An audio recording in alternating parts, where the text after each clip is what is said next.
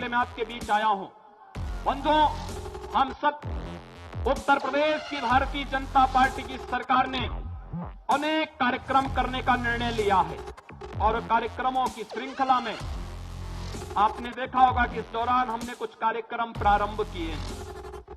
मेरे पास लगातार जैसे ही मुख्यमंत्री पद की शपथ ली, मेरे पास सर्वाधिक टेलीफोन आए माताओं और बहनों की ओर से, बेटियों की ओर से, और इस बात की शिकायतें आती थी कि हम विद्यालय जाते हैं, नहीं जा पा रहे हैं, छेड़खानी होती है, कई बालिकाओं ने विद्यालय छोड़ दिया है। हमने कहा अब भारतीय जनता पार्टी की सरकार आई है, यह सरकार बालिकाओं की सुरक्षा के लिए, माताओं की सुरक्षा के लिए संकल्पित है। हम लोगों ने प्रशासन से कहा है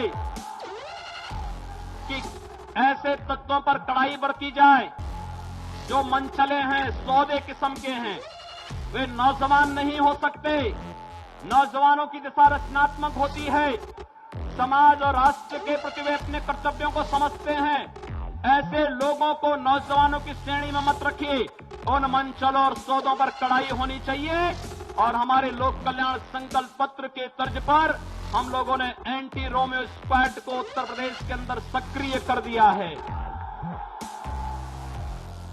मैं प्रशासन को इस बात के लिए स्पष्ट कहूंगा कि राह चलते हुए नौजवानों पर सहमति के साथ बैठी भी कोई दो युवक और युवती है, राह चल रहे हैं, आपसी सहमति से बातचीत कर रहे हैं, उनको कतई न छेड़ा जाए। लेकिन इस बात को ध्यान जरूर रखा जाए कि अगर भीड़ भाड़ वाले स्थानों पर या स्कूलों के बाहर कोई इस प्रकार की हरकत करता है जिससे बालिकाओं की सुरक्षा के सामने खतरा पैदा होता है, वो विद्यालय छोड़ रही है, ऐसी स्थिति नहीं होनी चाहिए। और जहां पर होगा फिर वहां के जो भी अधिकारी होंगे, स्थानीय प्रशासन होगा, वो उसके प्रति जवाबदेह होगा। हमें बालिका और महिलाओं की सुरक्षा देनी है।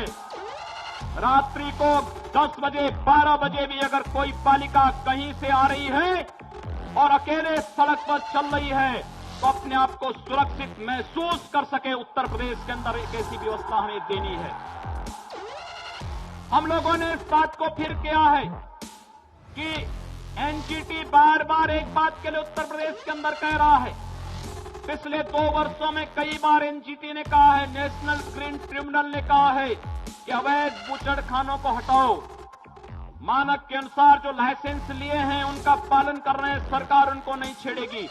लेकिन जिन लोगों ने नेशनल ग्रीन ट्रिब्यूनल के आदेशों का उल्लंघन किया है, अवैध रूप से गंदगी फैला रहे हैं, जन स्वास्थ्य के साथ खिलवाड़ कर रहे हैं, उनको एक प्रक्रिया के तहत हटाइए, उनको जिससे स्वास्थ्य के साथ किसी प्रकार का खिलवाड़ करने की छूट किसी को न मिलने पाए, इस कार्य को लेकर के हम लोगों ने कार्य प्रारंभ किया है। हम लोग किसानों के बारे में भी कार्य अपनी योजना बना रहे हैं। मैं देख रहा था पिछले कई वर्षों से किसानों की उपज का क्रय नहीं हो पाता था। हम लोगों ने उत्तर प्रदेश सरकार की एक टीम को बाहर भेजा है। छत्तीसगढ़ के अंदर हर व्यक्ति के लिए खाद्य सुरक्षा किस प्रकार से मजबूती से लागू है, वहां का एक एक गरीब किस प्रकार से शासन की योजनाओं से लाभान्वित है, वहां पर देखा जा सकता है। हमारी एक टीम, 2 मंत्री, 4 अधिकारी उसमें वहां गए हैं, वहां के पूरे सिस्टम को हम ले रहे हैं और हम किसानों के 100% गेहूं का क्रय करेंगे। समर्थन मूल्य किसान के खाते में डालने की व्यवस्था हम लोग करने जा रहे हैं। हम लोग उत्तर प्रदेश के अंदर कानून का राज स्थापित करने के लिए कृत संकल्पित हैं। शासन में अब कहीं भी बैठे भ्रष्ट तत्वों को एक और पूरी तरह दूध के मक्खी की तरह निकाल बाहर करके रहेंगे। उत्तर प्रदेश के युवाओं के लिए, नौजवानों के लिए, किसानों के लिए, मजदूरों के लिए और हर तबके के लिए हमारी योजना होगी। उत्तर प्रदेश के विकास के लिए हम लोग मजबूती से कार्य करेंगे। आज ही मैंने पीडब्ल्यूडी विभाग को एक बात के लिए कहा है कि 15 जून तक उत्तर प्रदेश के अंदर सभी सड़कें गड्ढा मुक्त हो जानी चाहिए, इसकी व्यवस्था सुनिश्चित कर दें। और साथ ही साथ आप सबको मैं खुशखबरी एक और देना चाहूंगा। हम लोग को खुशखबरी देना चाहेंगे कि जो लोग कैलाश मानसरोवर की यात्रा करना चाहते हैं, उत्तर प्रदेश सरकार ने निर्णय किया है, अगर वह स्वस्थ है उसको कैलाश मानसरोवर के लिए हम लोग 1 लाख रुपए का अनुदान देंगे। साथ साथ उत्तर प्रदेश में हम लोग लखनऊ, गाजियाबाद या नोएडा में से किसी एक स्थान पर कैलाश मानसरोवर भवन का निर्माण करेंगे, जहां पर वे सभी श्रद्धालु जन जाकर के अपनी यात्रा को आगे बढ़ा सकें। ये तमाम कार्यक्रम एक एक करके होते रहेंगे, लेकिन विश्वास केवल इस बात का आपका सहयोग और आपका सानिध्य प्राप्त हो।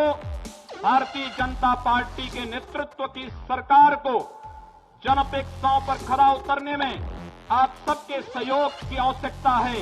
यही अपील करते हुए मैं आप सभी नागरिक संगठनों का, सामाजिक, सांस्कृतिक, व्यापारिक संगठनों ने जो भारतीय जनता पार्टी के नेतृत्व में आज ये नागरिक अभिनंदन किया है, सचमुच इस नागरिक अभिनंदन का वास्तविक अधिकारी भारत के यशस्वी प्रधानमंत्री आदरणीय श्री नरेंद्र मोदी जी, भारतीय जनता पार्टी संगठन के मुखिया आदरणीय अमित शाह जी, उत्तर प्रदेश भारतीय जनता पार्टी का नेतृत्व और आप सभी कोटि कोटि कार्यकर्ता हैं। मैं आप सबका हृदय से अभिनंदन करता हूं, वंदन करता हूं और आप सबका सहयोग की अपेक्षा करते हुए वाणी को यहीं पर विराम देता हूं।